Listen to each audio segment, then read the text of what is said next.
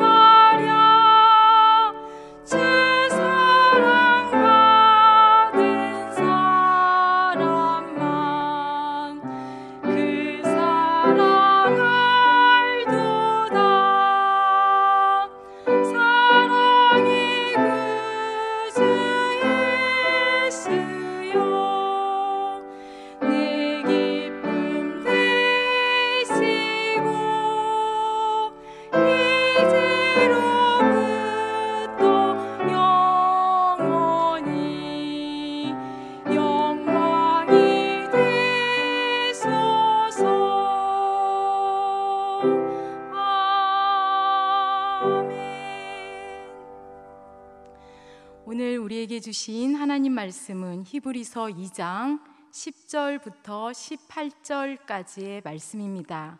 신약 354쪽, 생명의 삶은 38쪽입니다. 이제 하나님의 말씀을 봉독합니다. 그러므로 만물이 그를 위하고 또한 그로 말미암은 이가 많은 아들들을 이끌어 영광에 들어가게 하시는 일에 그들의 구원의 창시자를 고난을 통하여 온전하게 하심이 합당하도다. 거룩하게 하시는 이와 거룩하게 함을 입은 자들이 다 한 근원에서 난지라.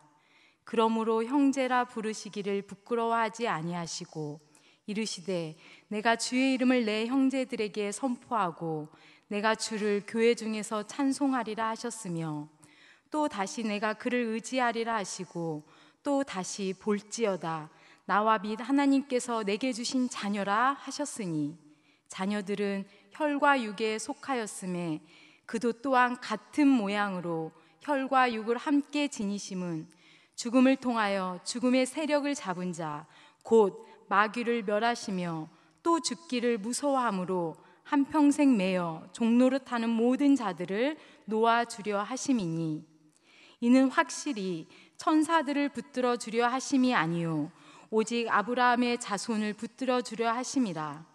그러므로 그가 범사의 형제들과 같이 되심이 마땅하도다.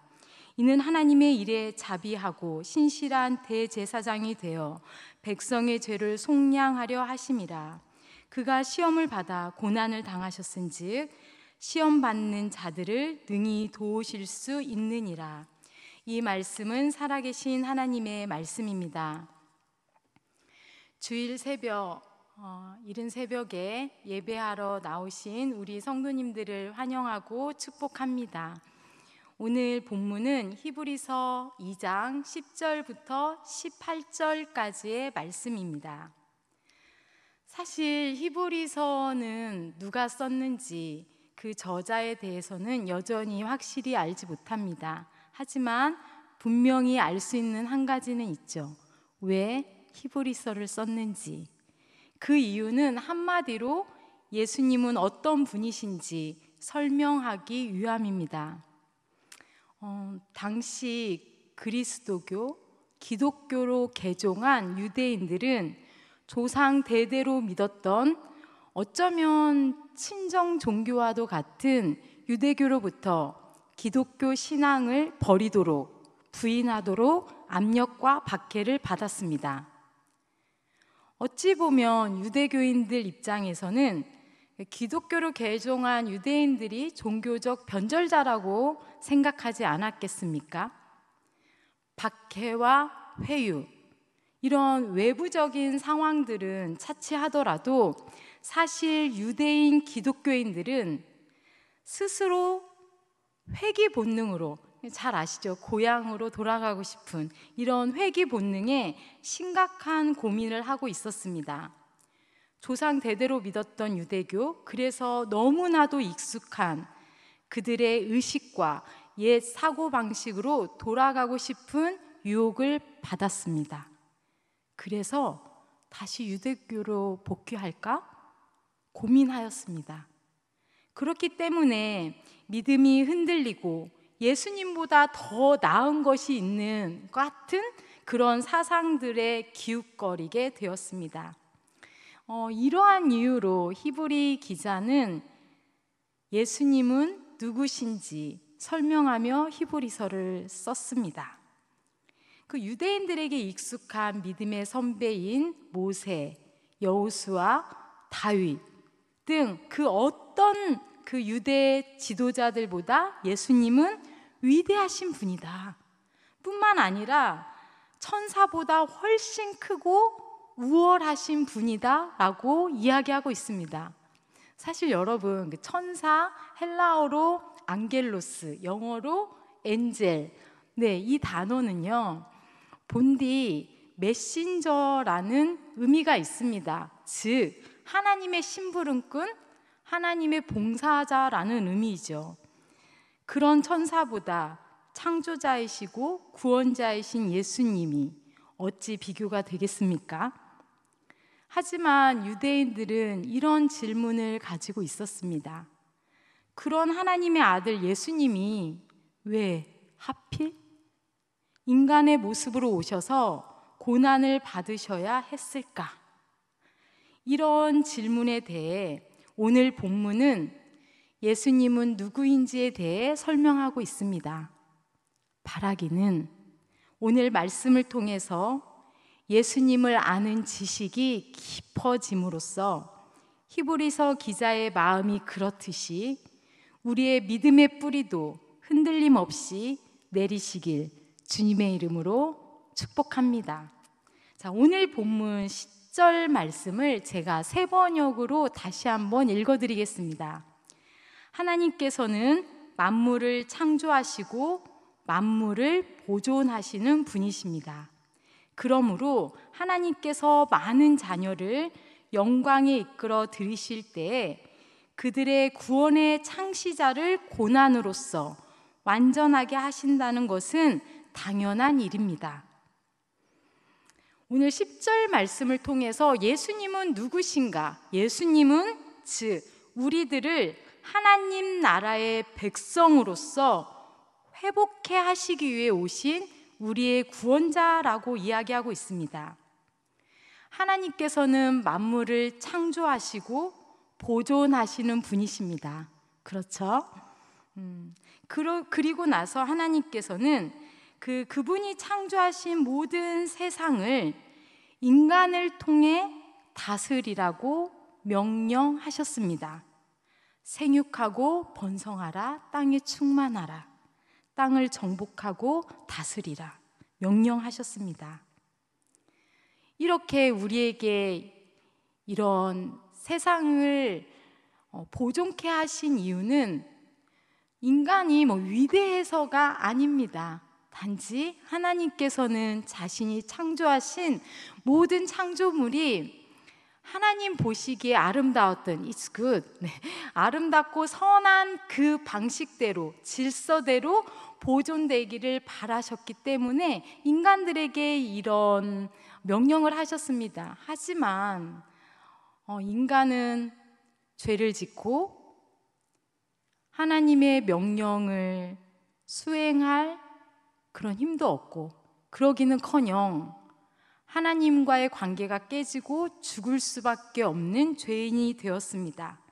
그렇기 때문에 하나님께서는 우리의 구원자로 예수님을 보내주셨습니다. 그리고 고난의 십자가를 통해서 우리를 구원하셨습니다. 그런데 예수님은 우리를 구원하신 데서 끝나지 않고 오늘 본문 11절에 보니까 거룩하게 하시니, 즉 거룩하게 하시니가 누구일까요? 네, 예수님은 거룩하게 함을 입은 자, 즉 우리들을 다 한 근원, 하나님께로 난 형제요 자매라고 말하고 있습니다. 그 거룩하게 하시는 이 거룩, 세상과 구별되고 더러운 것과 구별된, 죄로부터 구별되게 하신 그 분이 우리들을 형제요 자매라고 말하고 있습니다. 여러분, 이 말을 듣고 어떤 생각이 드십니까? 정말 가문의 영광 아닙니까? 우리 같은 죄인이 예수님과 한 형제요 자매라니요, 게다가 한 근원이라니요.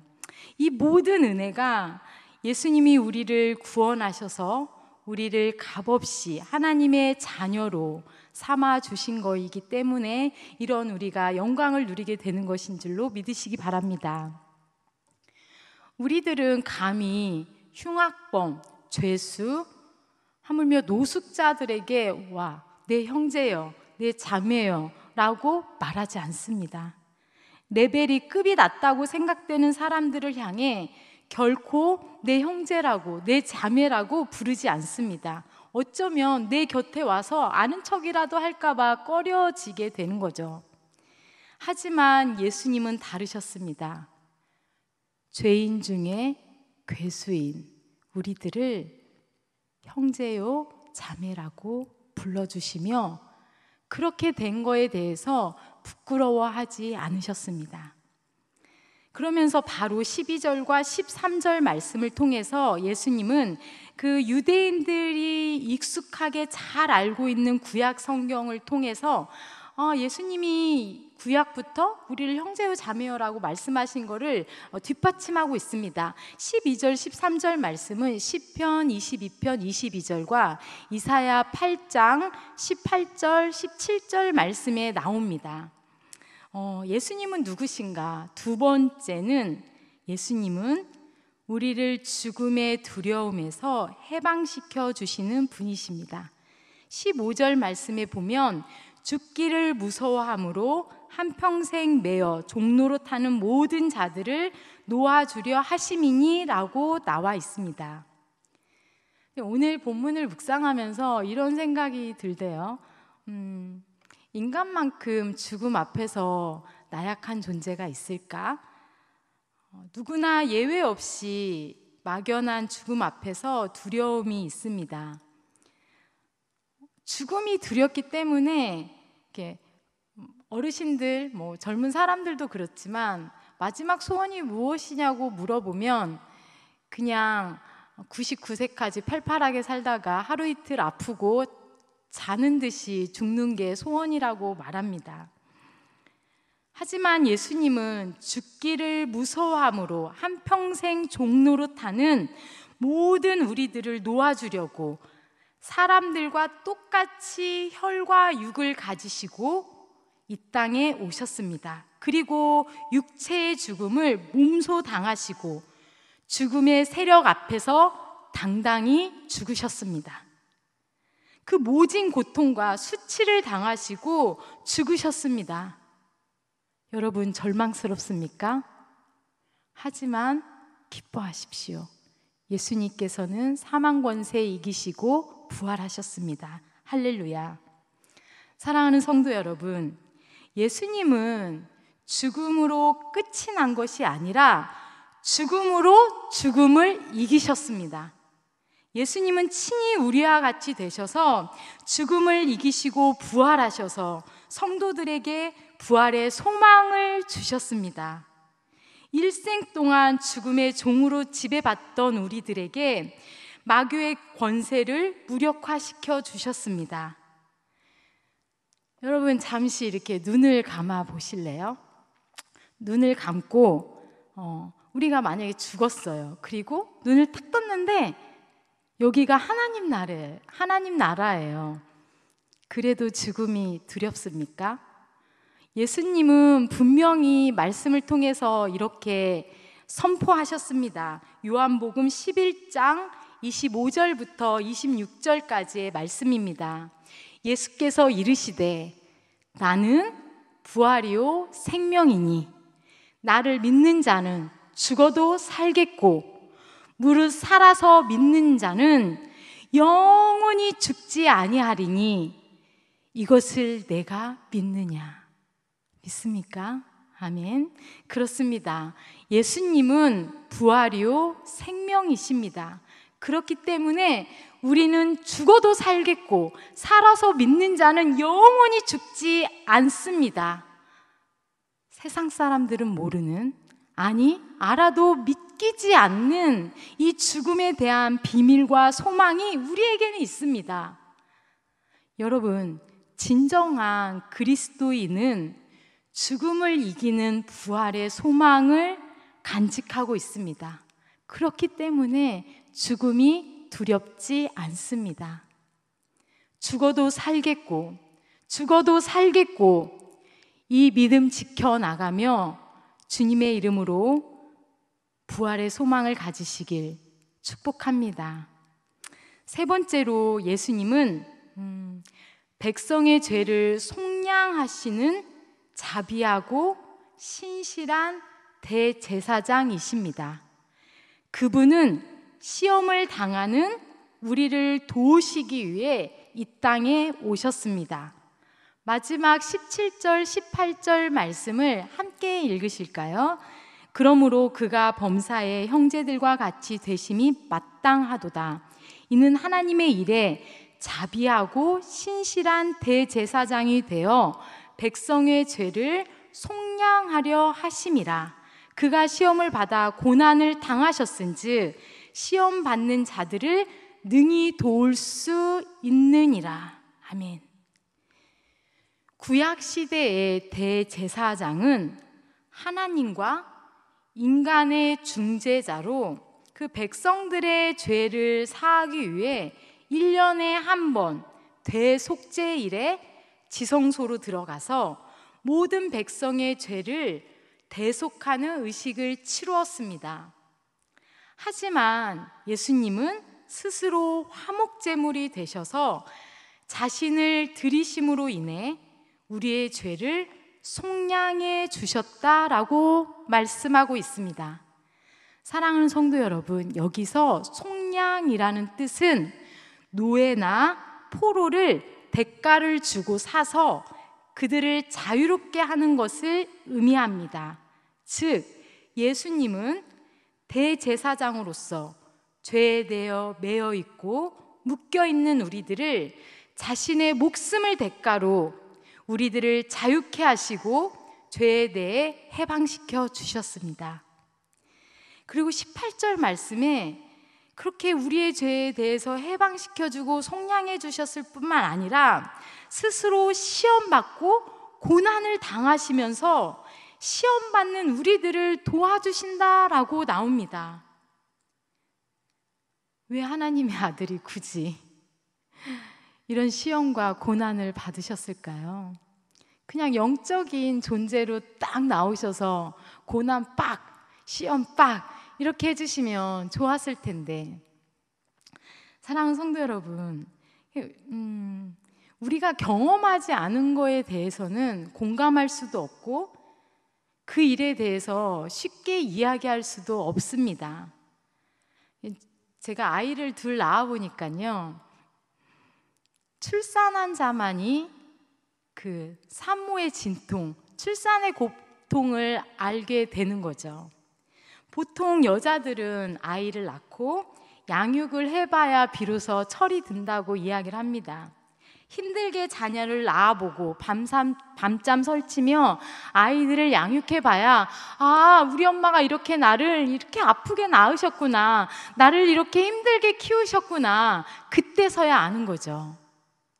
아니, 세상 한 번도 감기도 안 걸리고 세상 튼튼하게 보인 사람이 암 환자에게 찾아가서, 아, 요즘 암은 병도 아니래더라, 감기와 같다더라, 이렇게 이야기한들 이게 무슨 위로가 되겠습니까? 하나님께서 예수님을 이 땅에 보내신 이유는 고난받는 백성들을 위해서 고난을 겪게 하심으로써 고난을 이기는 모습, 고난을 정복해가는 모습을 통해서 고난받는 백성을 위로케 하시기 위함이었습니다. 예수님은 완전한 인간으로 오셔서 고난의 자리에서 죽음까지 경험하셨습니다. 그로 인해 우리가 받는 모든 어려움과 고난을 이해하시고 뿐만 아니라 우리를 위로하시는 것입니다. 예수님은 누구십니까? 창조주 하나님, 구원자 예수님, 죽음의 종노릇하는 우리를 자유케 하시러 오신 예수님, 자신을 화목제물로 드리시면서 우리의 죄를 속량해 주시는 대제사장 예수님, 또한 시험받고 고난받는 우리들을 도우시는 예수님, 우리가 믿는 예수님이 이런 분이십니다. 존귀하신 예수님이 인간이 받는 모든 고난과 죽음을 우리 때문에 직접 경험하셨습니다. 사랑하는 성도 여러분, 오늘 본문을 통해서 예수님은 어떤 분이신지 알게 되면서 딱 한 가지 기억해 주셨으면 좋겠습니다. 그것은 바로 우리를 향한 하나님의 사랑입니다. 이 모든 큰 그림은 우리를 향한 하나님의 사랑이셨습니다. 바라기는 십자가를 볼 때마다, 예수님의 고난을 묵상할 때마다 나를 향한 하나님의 그 크신 사랑을 깊이 깨닫는 우리 성도님들 되시기를 주님의 이름으로 소망합니다. 어쩌면 유대인들도 그랬고요, 세상 사람들도 그렇고요, 그 예수님의 십자가는 무기력하고 무능력해 보일 수 있습니다. 그래서 전혀 매력적이지도 않고, 무슨 저런 끔찍한 형틀 십자가에 달려 죽는 저런 분이 메시아야, 이렇게 생각할 수도 있습니다. 하지만 우리는 분명히 압니다. 십자가의 도가 멸망하는 자들, 세상 사람들에게는 미련한 것이나 구원받는 우리에게는 하나님의 능력이라는 사실을요, 이런 진리의 한 가지쯤은 우리 가슴에 품고 살아가야 우리에게 세상을 이길 수 있는 힘과 능력이지 않습니까? 사랑하는 성도 여러분, 오늘 하루도 이러한 십자가의 능력, 예수 그리스도의 심장으로 당당히 살아가시는 귀한 성도님들 되시기를 주님의 이름으로 축복합니다. 기도하시겠습니다. 하나님, 우리는 죽을 수밖에 없는 죄인들입니다. 그런 저희들을 친히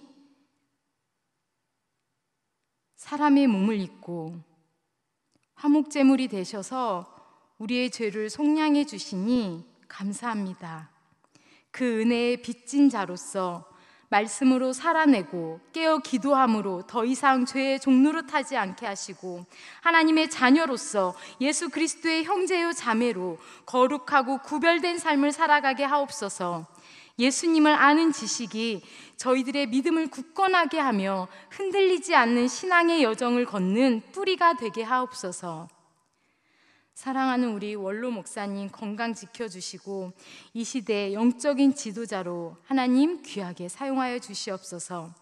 허유한 담임 목사님, 오늘 하루 귀한 말씀 선포하실 때 모든 성도님들이 하늘의 음성 듣는 귀한 시간 되게 하시고 하나님의 영광이 되는 귀한 목자 되게 하옵소서. 귀한 봉헌 드리시는 성도님들 계십니다. 이 예물이 쓰이는 곳곳마다 하나님 나라 이 땅에 세워주시고 하나님의 영광 드러나도록 귀하게 사용하여 주옵소서. 내일부터 시작되는 특별 새벽 기도에도 성령의 기름 부어주시고 성령의 충만한 은혜가 있게 하옵소서. 하나님께서 주신 선물 같은 오늘 하루도 감사함으로 살아가는 우리 모두가 되게 하시고 이 모든 말씀 우리를 구원하신 예수님의 이름으로 기도합니다. 아멘. 하늘에 계신 우리 아버지, 아버지의 이름을 거룩하게 하시며 아버지의 나라가 오게 하시며 아버지의 뜻이 하늘에서와 같이 땅에서도 이루어지게 하소서. 오늘 우리에게 일용할 양식을 주시고 우리가 우리에게 잘못한 사람을 용서하여 준 것 같이 우리 죄를 용서하여 주시고 우리를 시험에 빠지지 않게 하시고 악에서 구하소서. 나라와 권능과 영광이 영원히 아버지의 것입니다. 아멘. 이 시간 기도하실 때 나라와 민족을 위해 그리고 교회를 위해 오늘 말씀을 위해 다 같이 기도의 자리로 나아가겠습니다.